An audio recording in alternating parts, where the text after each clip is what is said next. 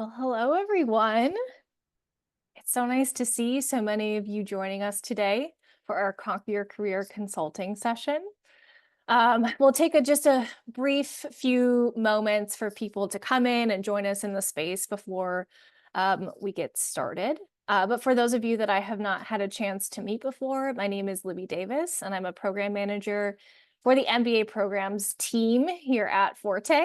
So if you are an incoming MBA student, you may be hearing a lot from myself and the rest of my team over the next several weeks as you are adjusting to business school. And if you're a current MBA student, hopefully you've seen our messages and you know a little bit more about who is here at Forte supporting you throughout your business school journey.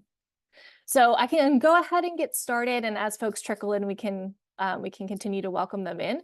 But again, just want to say thank you for taking time out of your schedules today to join us for our Conquer Your Career virtual session. This is a part of a larger series, which really offers an inside look into what it's like to be an MBA, a woman with an MBA, excuse me, working in various fields. So obviously today we're talking about consulting, which is a very popular topic. So with that, let's get started.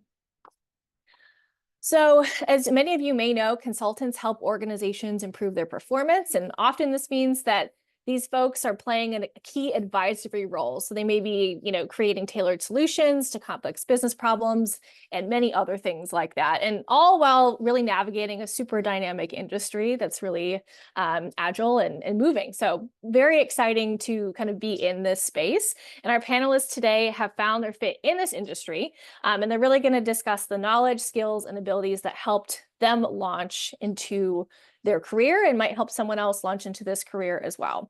So I'm going to go ahead and start introducing us very briefly to our panelists, and then they'll take a little bit more time to dive into their story and how they have become who they are in their current role. So the first person I'm very thrilled to introduce you to is Kritika Bhatnagar. She's a consultant at Boston Consulting Group, and she comes to us with an MBA from the Carnegie Mellon University Tepper School of Business. The next we have Marthaline Cooper, who is a Senior Associate of Advisory at PwC. Marthaline holds an MBA from Georgetown University McDonough School of Business. We're thrilled to have her here as well. Next up, I'd like to introduce you to Generis Montanes, and she is a Senior Strategy Consultant at Accenture and comes to us with an MBA from the University of Rochester Simon School of Business. And then lastly, I'm thrilled to introduce you to Anna Predlius, Consulting Manager at Alexander Group, who comes to us with an MBA from London Business School. So as promised, the shortest introductions from me in the world. And now I'm excited to pass the conversation over to our panelists today, who will tell you a little bit more about their experiences. And like I said, how they came to be the consultants that they are today. So we'll just kind of start in the order that I introduced everyone. So Kritika, would you mind telling us a little bit more about yourself? Yeah, more than happy to. First of all, super excited to be here. So thank you for having me. My name is Kritika. I'm a consultant at Boston Consulting Group, specifically in the Pittsburgh office. That's Pittsburgh in my background as well. I've been doing this job for close to a year now. I think I'm going to hit a year in a couple of weeks. So very excited for that as well. Originally from Singapore, I did an undergrad degree in chemical engineering in Singapore. And then I worked in chemical manufacturing for about 4 years post-undergrad. Truth be told, I really loved my job as an engineer. It was super satisfying. But I did reach a point in my career where I felt like I was too young to feel comfortable. And that's when I decided to do my MBA. And I was like, you know what? I'm going to go so many thousand miles, go to the US, get my MBA. And honestly, the MBA was such a wonderfully fulfilling experience for me. I got to meet amazing people from diverse backgrounds, got to take some really interesting classes, really got the opportunity to build my communication and leadership skills. And I think all of these experiences actually culminated in helping me get my offer at BCG. So I'm very thankful for the MBA experience and more than happy to chat about that. Specifically at BCG, I've found myself to do a lot of work in the operations space. Right now, I'm literally sitting in a manufacturing facility at the client site. So fun fact, you can wear sweatshirts as a consultant if you're working in manufacturing, but also happy to chat about that. Wonderful. Thank you so much. Next up, Marthaline, would you mind telling us a little bit more about yourself? Yeah, absolutely. Happy to be here. Thank you guys all for coming. So Marthaline Cooper, based in Washington, D.C. currently, As Libby mentioned, I went to Georgetown University to get my MBA. Prior to business school, I was a product marketing manager for a healthcare technology company. And I would say I was really passionate about marketing. But similar to Kritika, I just kind of felt like it was way too early to be comfortable in my career. I didn't really feel like there was a lot of opportunities for me to advance, which I think was also one of the allures to consulting for me, where, there's a really set structure of like what the promotion cycle looks like. But decided to pivot, go to business school. And it was one of the best decisions that I think I've made for my career, aside from the networking and learning to really collaborate with people from all different backgrounds. I would say really developing those hard skills that I avoided in undergrad. So like the quant classes that I intentionally did not take, I had to take them at business school. And it really has helped me be a better consultant, but also be better at just analyzing large sets of data. But it's been a wild ride since joining PwC. It's been about 2 years now. I work in our deals transformation practice. I will tell you, I did not anticipate that I would be an M&A consultant 2 years post MBA. That was not like what I went to business school for. But here we are, and I've learned so much and really excited to share some of my experience with you all today. Thanks, Marthaline. Generous, I think you're up next. Great. Thanks, everyone. Hi, it's great to be here. Janira Montanez, and I, like was mentioned, have my MBA from Simon Business School. Pre-MBA, I actually worked in financial services. So post-undergrad, I worked at Barclays for a couple of years, for about 5 years, and then took a role at Bank of America, and I mostly did like financial services project management. So running large implementation projects on applications, and I really loved the work. But throughout the work, I got to work with a lot of consultants, and I found that I loved the work that they were doing a little bit more. So there was a need for me at that point. I think I was hitting probably like a tipping point in my career where I needed to figure out if I wanted to kind of get deeper or go broader. And I kept asking myself the question where, working on so much implementation, I want to better understand the strategy. Like, why did we choose this particular tool? What's the strategic impetus for us actually doing this work? Why is the need now versus later? And that brought me to strategy consulting. So I decided to pivot and took the 2 years and went to Simon Business School. And it was a really, really great opportunity for me. Got to meet a lot of great people, take very great classes, and come out very prepared for management consulting. At Accenture, I do mostly talent and organization related work, and primarily operating model and organizational design, which is probably like the bread and butter of most consulting firms, very consultancy type work. But I love consulting. It feels like a kind of an extension of business school. You've got a small but mighty team solving a very unique problem and trying to serve a client, as bespoke and as, tailored as possible. So answering tough questions with a lot of smart people, it's been a great career move for me. My business school journey was a little bit different in that I actually entered my MBA program with a child. So I'm a mom of 2. So I have insight into actually going through my graduate school with a child, and then working in management consulting with children. And I cannot wait to hear about all of that and the consultancy things that you mentioned earlier too. And last but not least, Anna, we'll turn it over to you. Could you tell us more about your career journey? Awesome. Well, great to meet everybody, and envious of everybody's shoes who are either embarking on their MBA or currently in the MBA. Definitely a fabulous 2 years.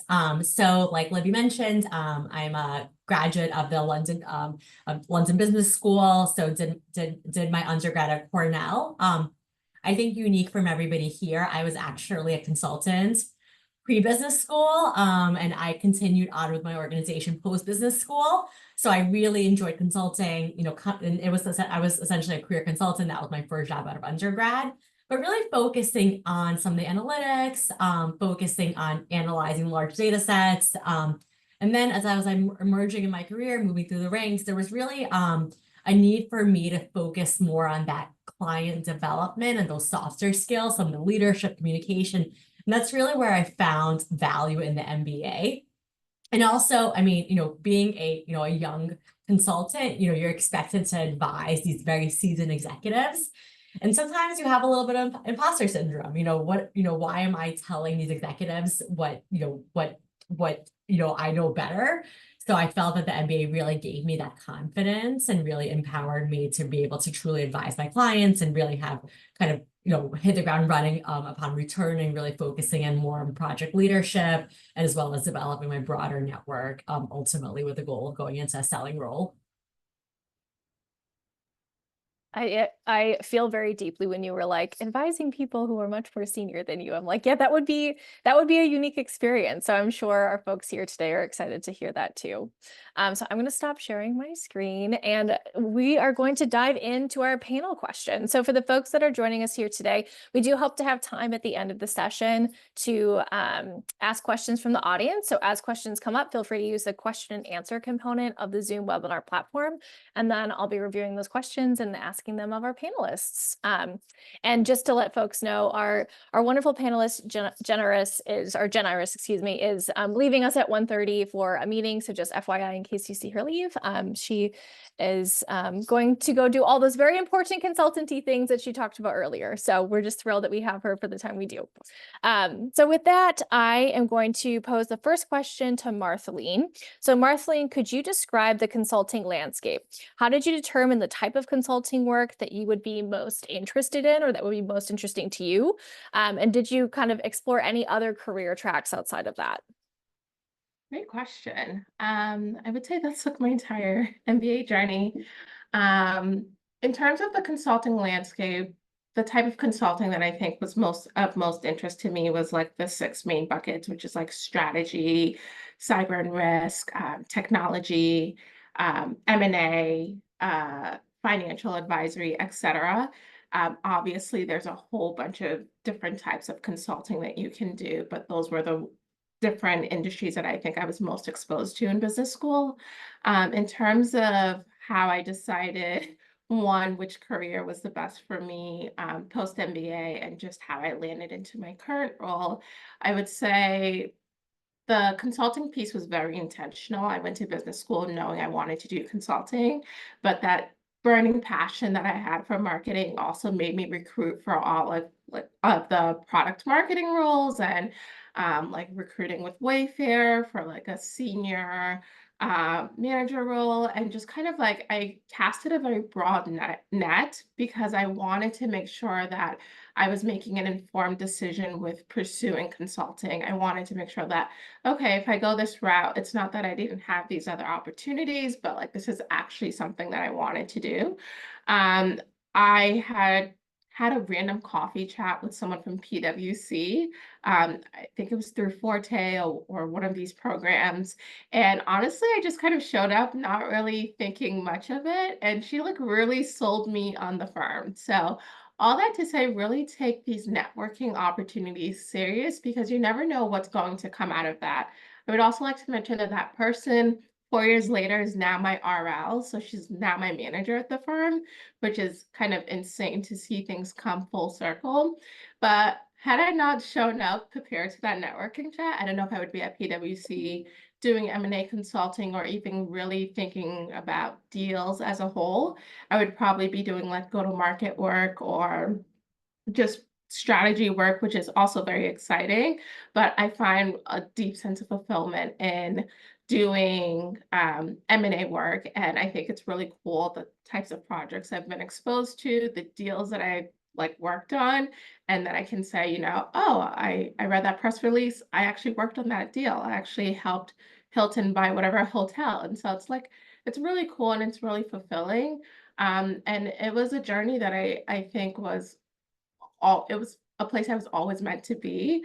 And so my advice would, one, definitely do the work to get those connections and network, but also be open-minded, because if I went in thinking, oh, this is exactly the type of consulting I want to do, or this is the only firm I want to work at, I don't think I would have this opportunity, and I think I would have missed out on a lot of other experiences.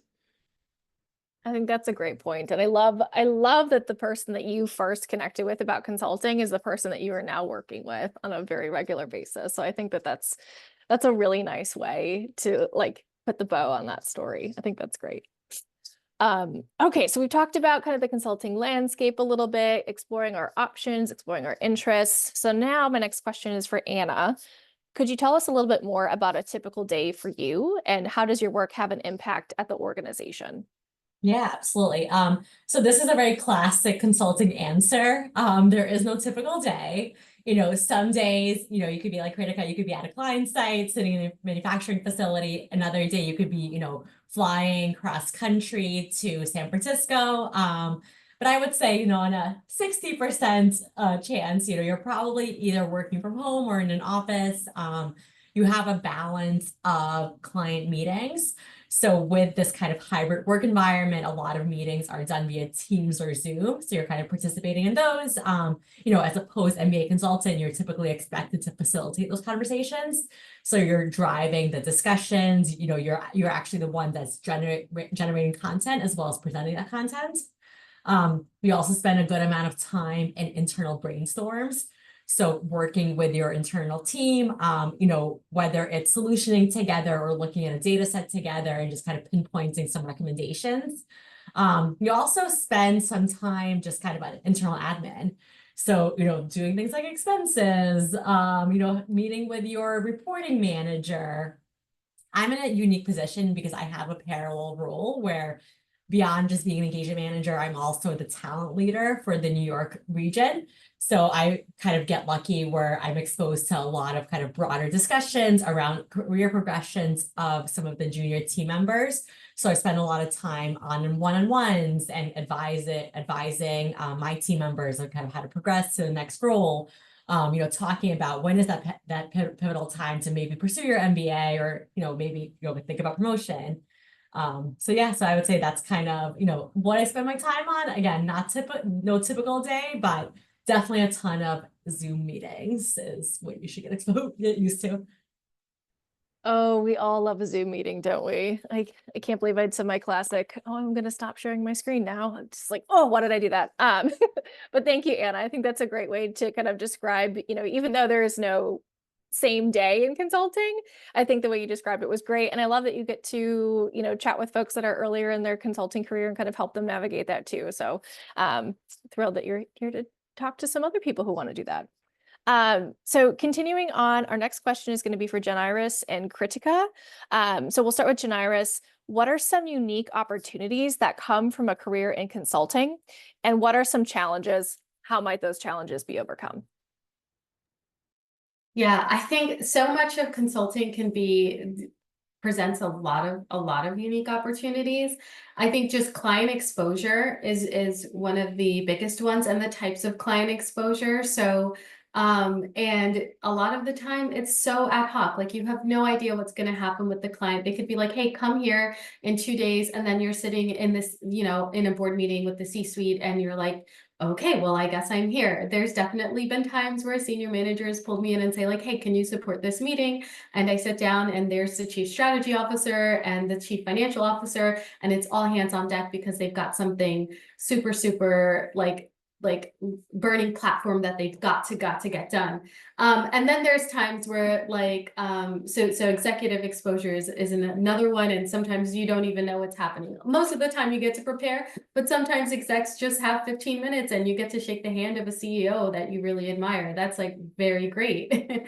And then there's those times where you're on maybe an account that has a really great working relationship with your firm, and you get invited to headquarters and they set up like cool things and you get like cool trinkets. Like I do a lot of work mostly with like retail or consumer goods clients. So it's very cool when you're working with like a food services client and they like set out like platters and stuff. So just generally getting to know companies that you see every single day driving around or that you shop in a totally different light, and to get to understand like the culture in which the people work within that company and kind of like open up the curtain and see how they work. It's just a really enlightening experience.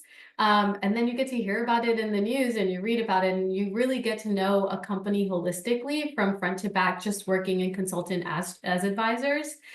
those are really great opportunities. Along with like travel, you get to do cool stuff when you travel. You get to probably stay in nicer hotels and you book for yourself and all of that great stuff. And you get team dinners, and that's awesome. You get to meet really, really, really smart people. And I think just those are the amazing opportunities that come with consulting. I think all of the things that I just mentioned also have like a downside. All of those opportunities come with a lot of stress. You're stressing out before you meet that CEO, before you sit down with like those senior execs that are pushing out a new business unit or planning for things. And the preparation that goes into it could be a lot of like late nights, a lot of sweating, a lot of nervousness and preparation. And so I guess those are kind of the downsides to it all, because you really do have to prepare for the unexpected, because you're coming in a position where you're in an advisory role and they expect you to have the answers or know how to find them. So it takes a lot more preparation than just like walking into the room and just talking. A lot of the time as a post MBA grad entering consulting, your job is to prepare your own senior leaders to have conversations with senior leaders. And so that means you need to look at like much more broad than just like a standard deliverable. You've got to think what questions they may ask, what are they going to look for in the next 3 to 5 years. And so you have to ask yourself those hard questions and prepare, even if you're never even in that room, right? So I think that's kind of like the downside of it. It's definitely stressful because of the executive level that you may be working with. But you do get to learn so much in a really, really short amount of time. I think that's a great way to describe it. And also just kind of to your point, like the exposure to executives is amazing and can also be stressful. And so how you navigate that, I think, makes a great consultant. So thank you for sharing that. And Kritika, did you want to add anything additional to what Jen Iris was saying, or feel free to tell us what you think too. Yeah, that was a great answer, and I resonate completely with everything Jen Iris said. I think for me personally, I would say the two most unique opportunities would be the opportunity for professional and personal growth. So from a professional perspective, like within a span of 6 months, you could be doing a pricing case, you could be doing an org design case, you could like be doing a manufacturing case. And I think the ability to develop and flex such a diverse set of skill sets is, to me, one of the most unique opportunities that this job provides. From a personal growth perspective, I'd say this is such a unique environment where you're operating in such a high performing environment. You're constantly pushed to like introspect on your strengths and your areas for development. And that kind of like constant introspection cycle really leads to such an accelerated personal growth that I've seen in myself as well. And I don't think any other industry provides that kind of an opportunity. As Janara said, this job is amazing, but it does come with downsides. And I think the biggest challenge truly is imposter syndrome. Like, we're sitting with C-suite executives and we're supposed to provide our point of view. Then imposter syndrome can be something that's extremely challenging. The way I've learned to deal with it is honestly decoupling my self-worth from performance in the job. Like, I think it's super important to remember that you were hired for a reason and your voice matters. And I think that once we start believing in ourselves, that's when the imposter syndrome starts to go away as well. I think that's a great comment on just like you're here because you are smart and talented and successful, and you can handle any situation that comes your way. And so I love that kind of like mind shift with that piece too, Kritika. So thank you for mentioning that. So our next question is back to Marthaline. So Marthaline, consulting typically requires a lot of travel. We've kind of talked about that a little bit. So to what extent are you able to influence your travel schedule? And what happens if you're someone that needs to stay a little bit more local as much as possible? Are there certain firms that have this staffing strategy, or, how do you kind of navigate that situation? Great question. So I would like to preface by saying when I joined PwC, I did not think I would be traveling as much as I have been. I was definitely signing up for the hybrid role, thinking I'd be home 90% of the time. That being said, I would say my first year I was mostly remote for all of my projects. But then about 8 months into the role, I got staffed on a project that was in person. And at the time, I thought it was really exciting. I would be at the client site. I would get to go to Orlando every week or whatever the case may be. About 2 months in, I realized that I'm okay if I never have to travel again for work. So I ended up traveling every week for 7 months on that project, Monday to Thursday. It helps that I had a really great team, but it is a lot, and that's something I strongly urge you to take into account when you are selecting projects. Just being really vocal of like what you can or cannot do in terms of travel, because we now live in a world where consultants have the flexibility to choose their own projects, which from my understanding pre-COVID, that wasn't really an option. So you can set those boundaries, but definitely know if you say you can travel, you should expect to travel, as I'm learning on my current project, where initially I was told travel would be minimal, and then I was told maybe like once a month. And so now it's looking like bi-weekly. I've been on this new project for 4 weeks, and I've traveled 3 out of the 4 weeks that I've been staffed. Monday through Thursday once again, and I've been just kind of flown all over the place. So it's exciting. There's an opportunity to go to London in September. It's not all bad. If you have no responsibilities or you like seeing new cities, I strongly urge you to like get staffed on a project that is traveling, because I was in Dallas last weekend, New York the week prior, going back to New York now. So it's really cool. You get to live, like, stay in a nice hotel, expense all your meals, really fun, get to interact with your teammates in person. But if you are someone who wants a more quieter lifestyle, then definitely set those boundaries and just kind of say, hey, travel's not an option for me. And I know people that have done that, people with young kids or people that just don't want to travel at all. So it looks like traveling is back in business with consulting. Like that's a thing we're doing now. So something to keep in mind. For sure. And I think it's great that you're like, hey, know what you're wanting to get out of this experience. If travel's a part of it, that's great. Lean into that. If you need a little bit more of a balance, set that boundary early and kind of share that with folks, so they kind of can help pick out the right opportunities, or you can help pick out the right opportunities. That's super helpful. Thank you. I want to get one more question to Janiris before she leaves. So this next one is for Anna and Janiris. We'll start with Janiris. What does it mean to be on the bench? Feel free to answer whatever you have time for. I know you have to go. But what does it mean to be on the bench? And how do you strategically use this time to establish credibility to get off the bench? Right. Okay. So for like, I feel like this is such a consulting term, on the bench, but basically it means that you are not actively staffed on a client chargeable project. So like consultants work within these areas of chargeability or like billability, right? So it's basically the percentage of time that you're actually working client facing, because that's money that the company gets back because they're charging the client. If you are not doing any work associated with that, then kind of like that's money that the firm cannot get back. So you need to account for that time. So there's a couple of things that you can do when you're on the bench, and that happens when a project ends and you're still waiting for another one to start, or you're still searching for a project.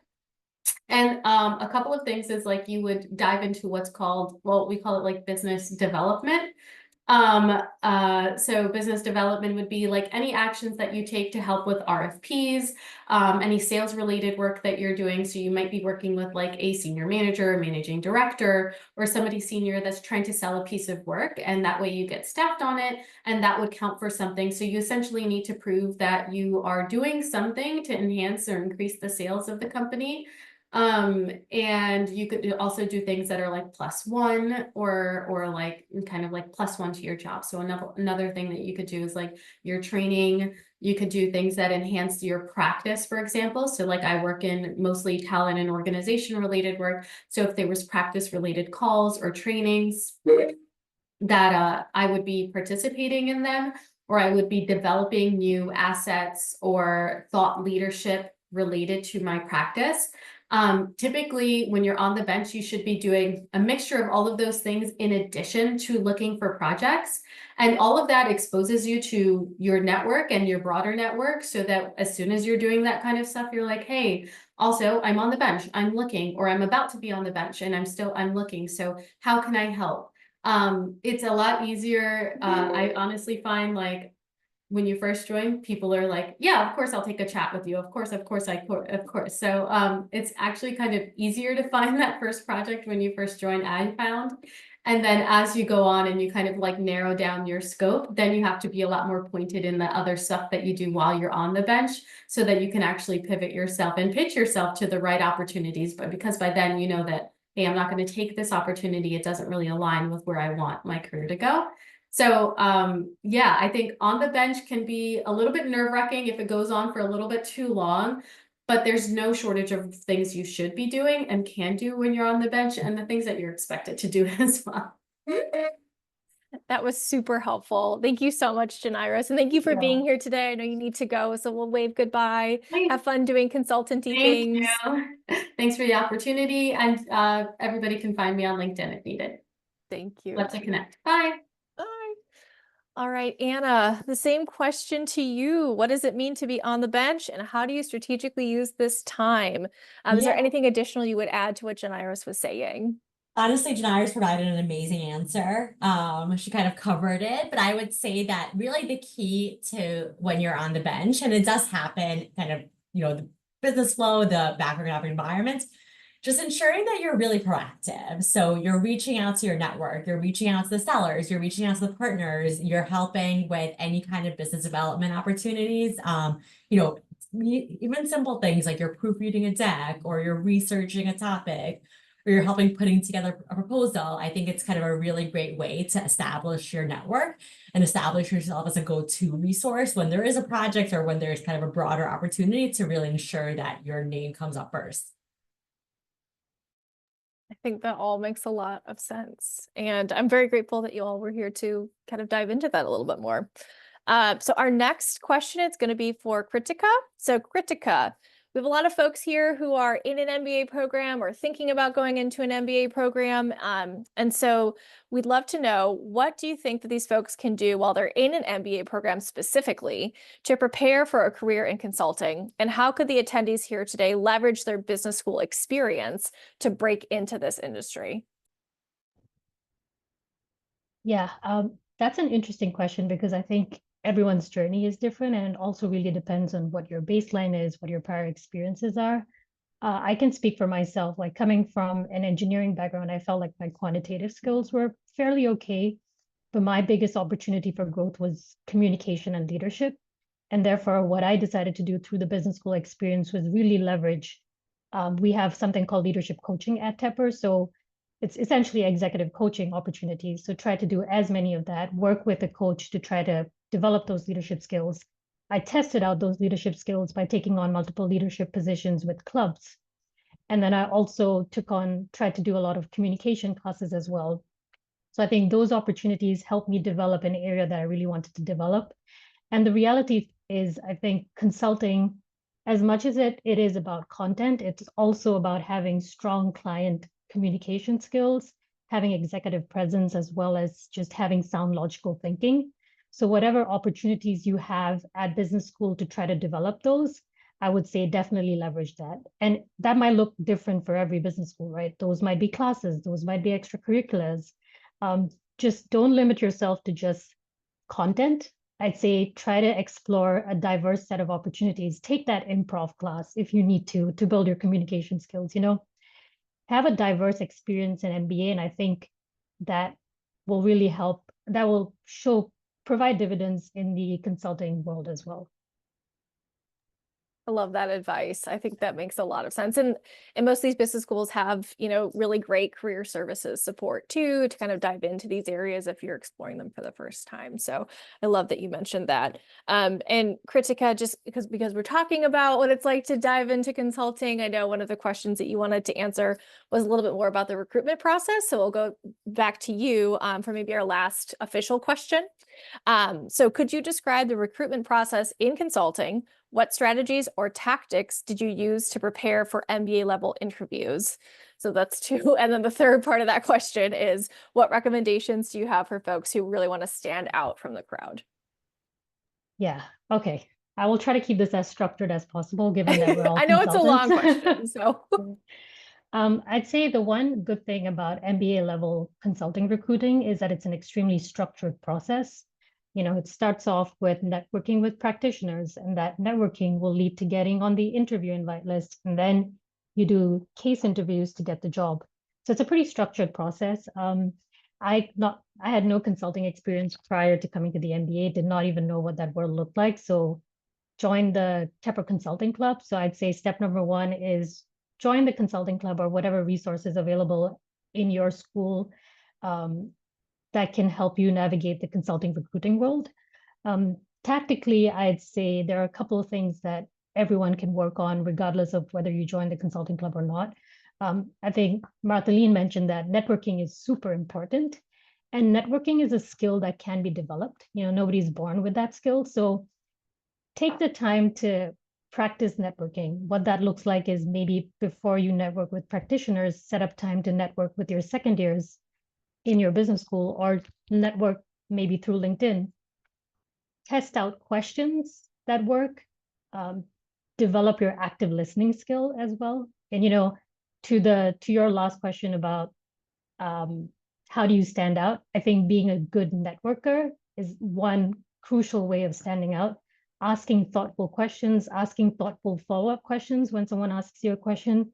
These are really powerful skills to have. And that's, I think, what helps someone be successful to at least get an interview.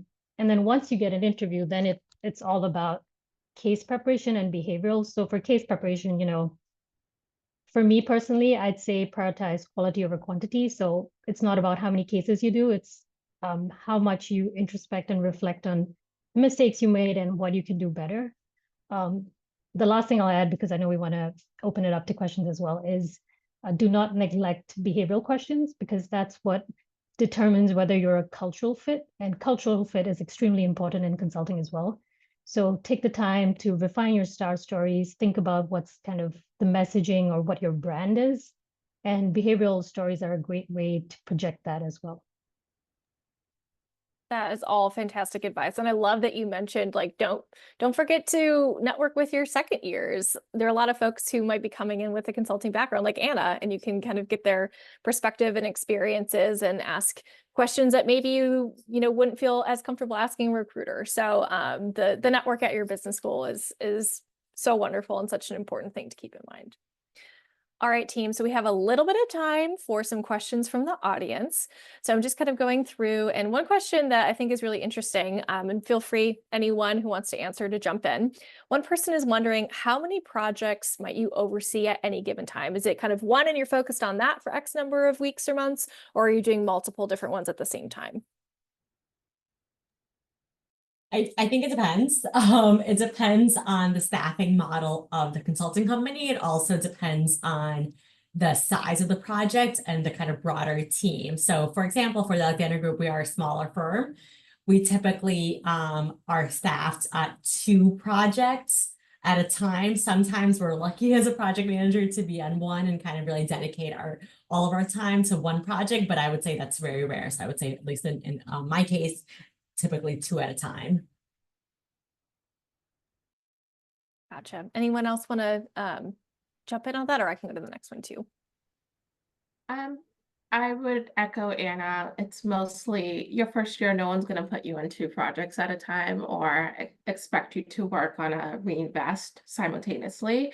But I think like 6 months and beyond, the expectation is that you are able to juggle your main client project while also leading or supporting a business development or reinvest, whatever it's called at your firm. And it could be multiple reinvests. So my advice would be to not stretch yourself too thin. I think consultants are very eager overachievers who always like say yes and take on more workload than we sometimes can handle.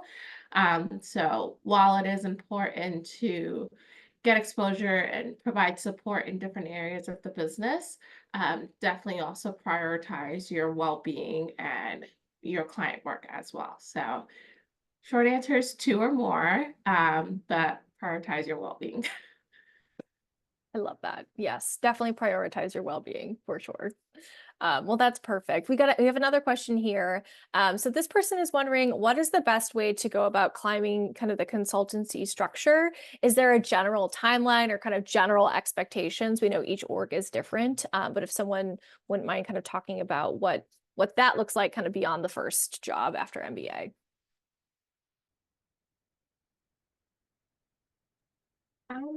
As someone who is kind of in the process, I guess, of climbing up the ladder or going up for promotion this mid-years, I would say there's no set process. I think Okay. while you're in business school, they tell you like, oh, every 2 years is, when you can expect to get promoted or the promotion cycle. But it's really dependent on the business need and your readiness for promotion. And so sometimes it's a blessing to not get promoted when you want to, because my friend just got promoted and I was like, oh, how's life as a manager? And she's like, it's a different type of stress and Mm-hmm. survive.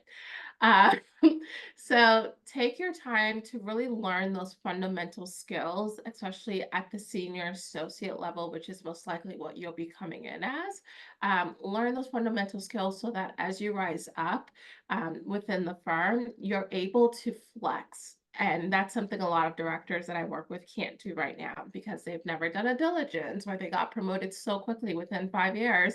And now they don't really have those core skills to really lead different types of projects. They're kind of specialists, and sometimes it comes back to bite you in the butt.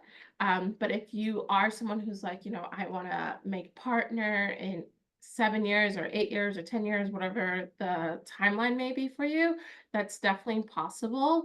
It's all about, getting exposure with the right people, because at the end of the day, no matter how hard you're working, if people don't know the impact that you're making or what you're doing, no one can really speak to the impact that you're making at the firm. So get exposure, make sure that you're very strategic with the types of projects that you select. So don't just select any project that comes your way, but be mindful about your brand and, what kind of story you're trying to tell. What do you want to be known for?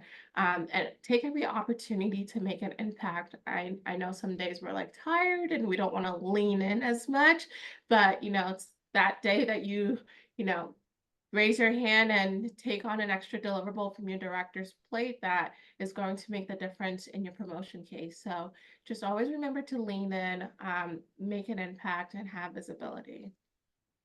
Yeah, Well, definitely want to echo Marceline that, it's really around promotion readiness and the experience that you get.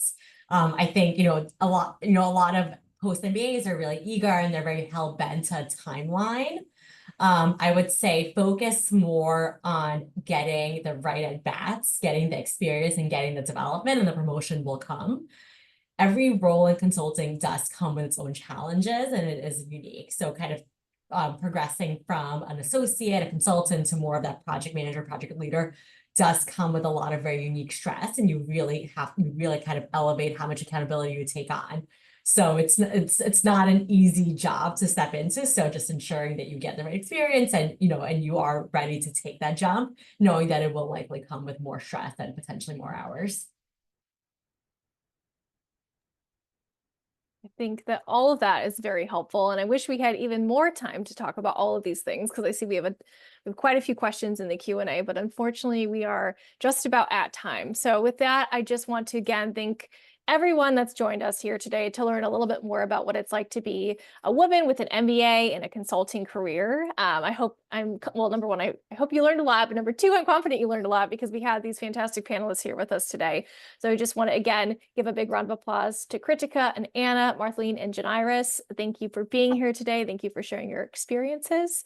And just so for the folks at home, we have many of these different types of virtual sessions that take place throughout the academic year. So next up in September, we'll be talking about marketing and brand management roles. So if you're interested in that, we hope you'll join us in early September. But otherwise, we hope you have a great rest of the day and we'll see you real soon.